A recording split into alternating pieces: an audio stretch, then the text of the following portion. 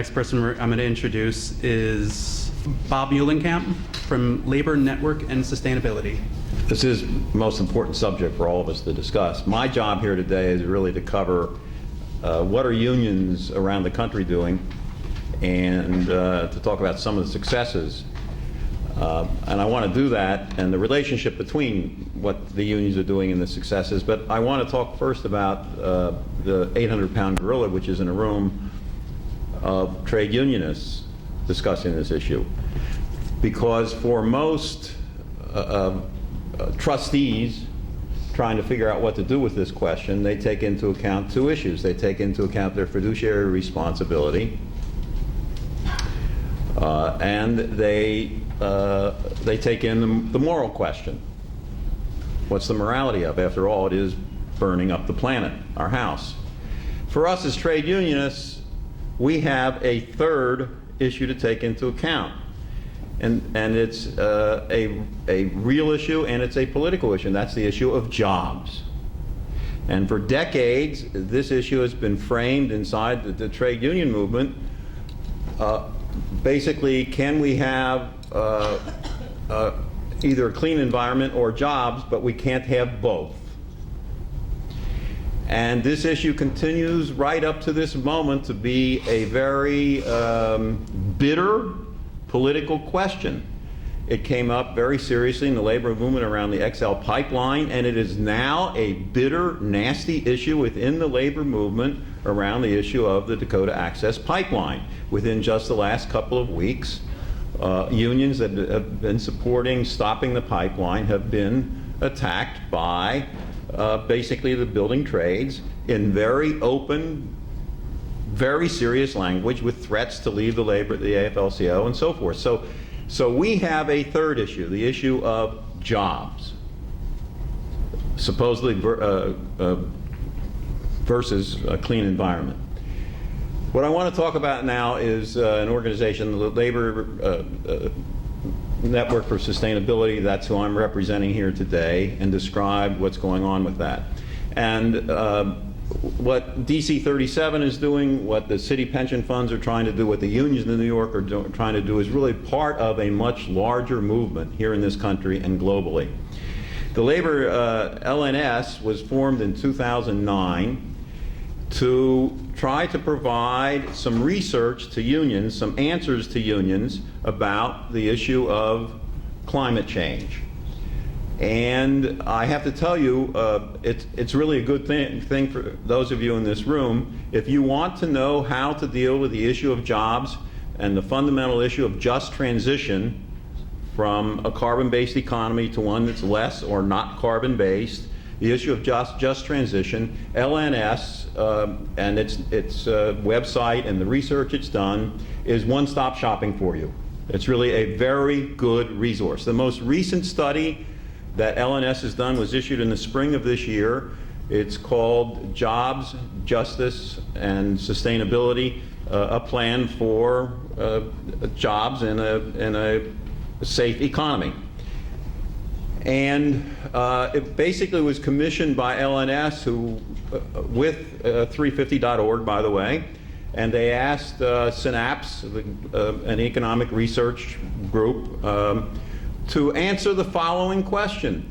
If the United States were to succeed in meeting the Paris goals, meaning 80% reduction of use of carbon by the year 2050, what would be the cost to consumers, and what would it mean for jobs for American workers?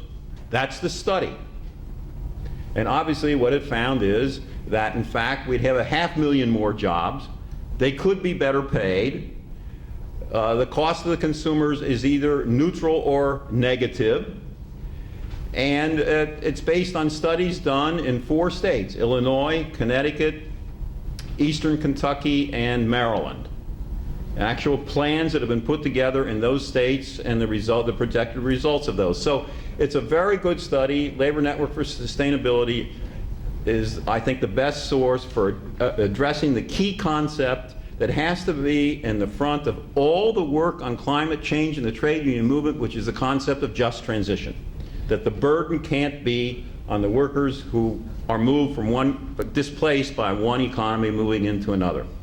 The concept of just transition is key to everything we do, and if it's not in the front of what we do, we will not build a consensus within the labor movement. You heard from John that of the 5 funds in New York, 2 actually voted not to divest from, proceed down the path of divesting in carbon stocks. So now let me talk more about what's going on in the rest of the labor movement. A year ago, last fall, Labor Network decided that it needed a more activist arm. It didn't want to just keep doing research. And so last January, we held what we call a convergence of union activists from around the country. In Washington, we had 75 people come from unions all over the country, state feds, international unions, presidents of unions, Central Labor Council presidents, activists from various unions. And we formed the convergence for climate change. And we now have various programs. We're developing educational materials for unions to use, to resolutions, model resolutions. This is all on our website, the LNS website. And we're reaching out to various unions around the country. We're targeting unions based on the kinds of pension funds they have and doing the research on that. And we are actively involved in the Divest Invest network, which I'll talk more about in a minute. In terms of, we have joined, and I represent LNS on the Divest Invest network. Many of you, I assume, are familiar with that network. It basically coordinates Divest Invest operations, not just in this country, not just for unions, but around the world. Institutional investors, individual investors, 401ks, pension funds, sovereign funds, university funds, etc. And we are beginning to work closely with them.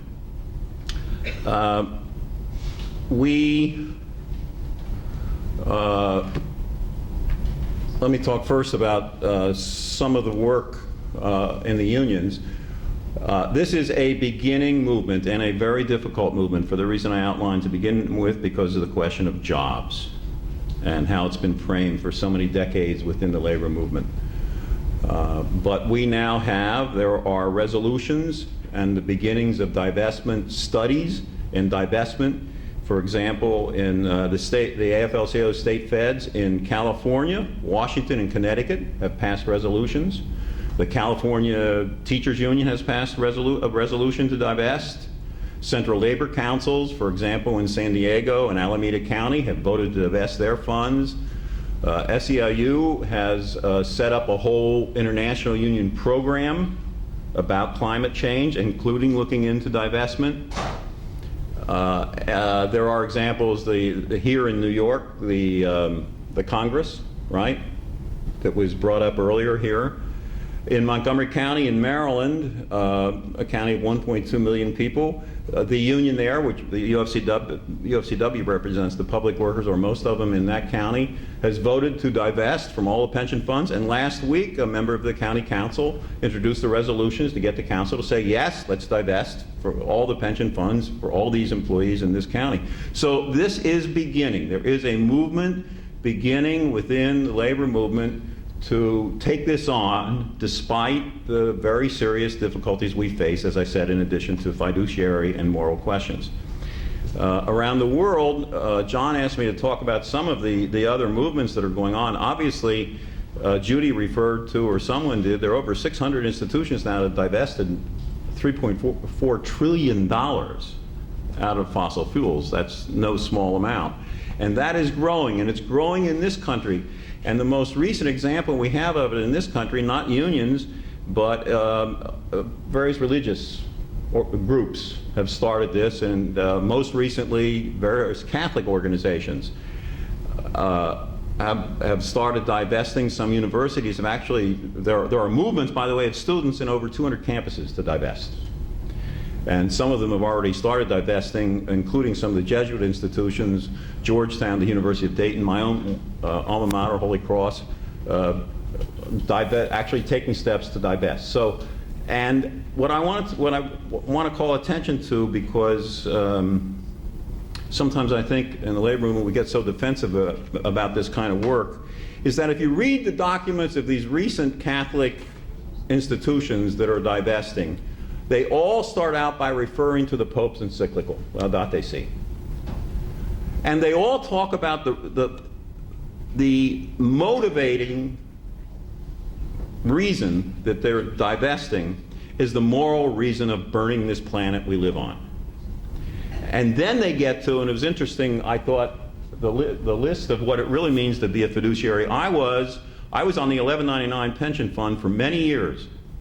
I was the chair of the investment committee on the 1199 pension fund. And I can remember trying to get the trustees of coming from big hospitals in this city to change our investment just to invest in subsidized housing in this city.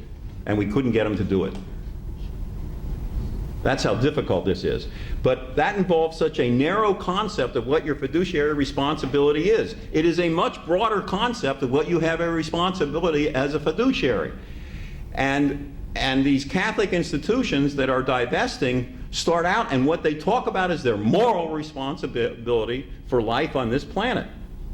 And I say that because even myself, I have to remind myself to start out not being so apologetic about this. Oh, it'll be safe. Oh, we can do it in 3 to 5 years. Oh, we can make the same or more money, etc. And all these plans, by the way, are the Divest Invest Network has models for all of this. They're gathering research. They're showing that funds that divest make the same or more return. All this work is being done. And I think, even speaking for myself, because I was a trustee, I think we're too cautious about this. We have to start out in the labor movement talking about the morality of why we have to divest and reinvest.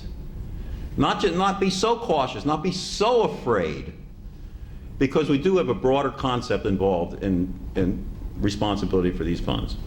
So I want to end with an experience I had 2 weeks ago.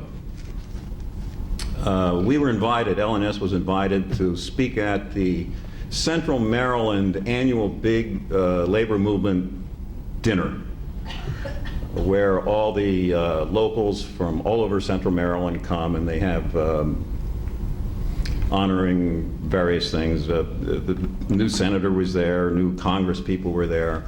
And we were invited to speak at it, and we rarely get a chance to address groups like this. This is Central Maryland, so this is a group of very conservative people in the middle of that state.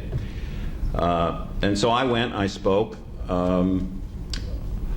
and afterwards, based on conversations I had with people afterwards and on email dialogue I'm having with people who were there afterwards since then, I learned 2 things. First of all, honestly, there were about 180 people in the room. I asked 2 questions, because I start out by saying, you know, I'm a trade unionist. I haven't done this work my life. But I read a book that changed my life. I said, how many of you have heard of Naomi Klein's book, This Changes Everything? Not a single hand in the room went up. 180 trade unionists. Later on, when I was running through LNS and what we do, talking about just transition, I said, so how many of you heard of the phrase just transition? 5 or 6 hands in the room went up. And then I've had these conversations afterwards with people and online.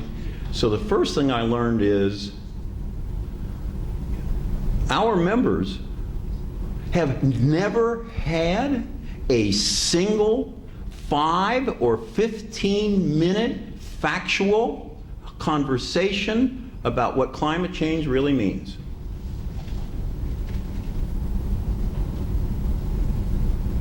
We make so many assumptions about what people are familiar with and what they're not. They may have heard about it on whatever talk radio, or they may see a headline or whatever. Not that they had not engaged in a 15-minute intelligent conversation about the most important thing in our lives ever. And second, because this is a union group and I'm a trade unionist, they listen to me. So that the second thing I learned is if union people will take the initiative and raise this issue and talk about it, they are very interested and they really want to learn about it and they want to have an exchange and they certainly want to know what they can do about it and what they can do about it as a union member in their union. So I say that because I think, in line with some of the other things I've already said, I think we are too defensive, I think we're too apologetic, I think we're too fearful. I think we have to go out there, and that's what LNS and through the convergence, what we're trying to do now, and be much more aggressive. Learn how to talk about this, have very specific things, asking people what they can do, and go out and really address this issue with union members. We are the only major institution in this country that is not yet moving on this issue, the labor movement. And we can't be worried about those unions who will never come along, and go and address those unions who will, and I think be much more aggressive about this. And I think we can begin to play and divest and invest in our pension funds a leading role on this issue in the country. So, Thank you, Bob. Are there any questions for Bob?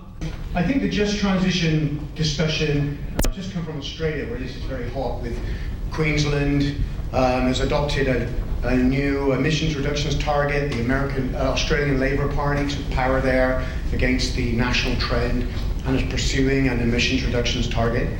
And the just transition in a place like Queensland, and it's very similar to the US, is largely focused on the power generation sector and fossil fuels. And so they got that sort of box is checked in terms of what to do in terms of labor market interventions and protections. Where I think we need to be putting a little bit more attention is on the just transition to what? And this is where the question of public renewable power comes in. Because if we're saying to union workers, many of whom are in their 50s or are not going to be climbing up on roofs putting up solar panels anytime soon, if we're saying to them, we need to move towards renewable energy, it raises the question of what model of renewable energy are we promoting as a labor movement? And what we're seeing all over, and this was in Queensland, it's all over the world, is the model of privatization. It's a model based on incentivizing renewable companies through paying long-term power purchase agreements for the electrical power they provide at very high rates. And it's at high rates because A, they make a profit, but B, they are borrowing from commercial banks at very high interest rates. Even today, the interest rates are high because of the political risk associated with all forms of energy, not just fossil-based energy, but renewable energy it's in the crosshairs in terms of the political risk. So I would suggest that with interest rates where they are at the moment, and will be for some time, I suspect, we should be thinking more about how do we have utility-owned generation where we do our own renewable power. We don't basically go into power purchase agreements with big renewable companies, many of whom are multinationals. We don't have much of a wind and solar industry in the United States. They have none in Australia, where I've just come from. So I think what we need to do if we're going to try to build up domestic capacity in renewables, then it has to be done in the public sector with lots of municipal and community input in order to do a real scale-up of renewable power over a decade or two, and then we might be really in business. So I'm sorry if I took a bit too long with the question, but you know what I'm saying. No, Sean raised the question of from what to what, and again, I would urge you as trade unionists, if you're working on this issue, to go to the LNS website and the study written by the way, by Jeremy Brescher that I referred to, which very specifically answers the question, to what?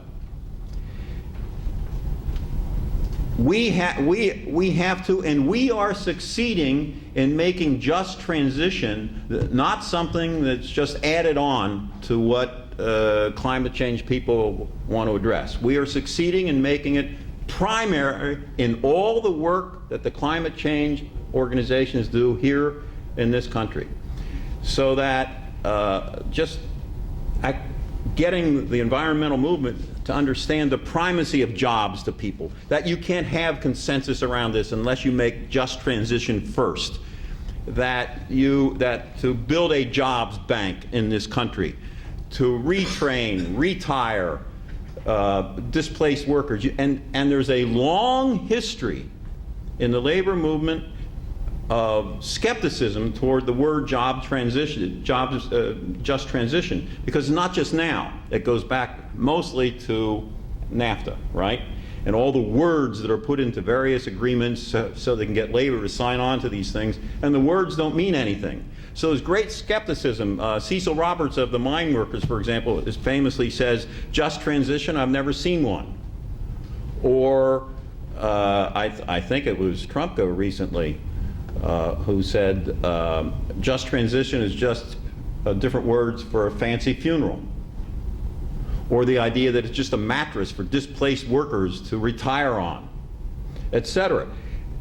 We have the responsibility of making sure that the political consensus is built with workers involved by putting the primacy of jobs in front of the environmental movement. And I can tell you, I helped to develop the mission statement and the statement of principles for the Divest network. And up front and first is the concept of the primacy of jobs in this and just transition. So we're succeeding in this. We have a big role to play.